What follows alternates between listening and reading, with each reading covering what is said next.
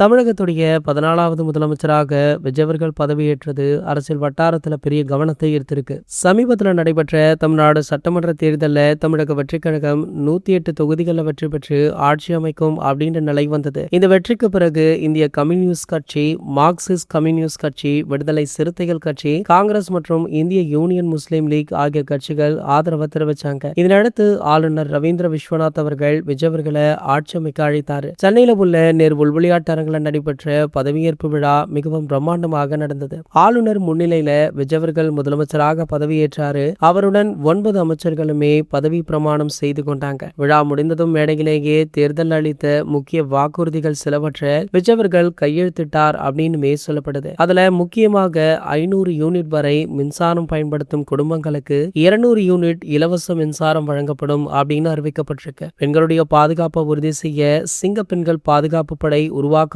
அப்படின்னும், போதைப் பொருள் தடுப்பு நடவடிக்கைகளுக்கு ஒவ்வொரு மாவட்டத்திலுமே தனிப்படை அமைக்கப்படும் அப்படின்னு அறிவிச்சிருக்காரு. விஜய் அவர்களுடைய அடுத்தடுத்த பல அதிரடி முடிவுகளை பார்த்து சினிமா துறையில இருந்த பலருமே வாழ்த்துக்களை தெரிவித்த நிலையில தற்போது நடிகர் விஷால் அவர்கள் முதலமைச்சர் விஜய் அவர்களை நேரில் சந்தித்து வாழ்த்து தெரிவிச்சிருக்காரு. அது மட்டுமல்லாமல் நடிகர் சங்க கட்டிடத்தை பற்றி ஒரு சில பேச்சுவார்த்தைகளுமே நடந்துள்ளதாக சொல்லப்படுது.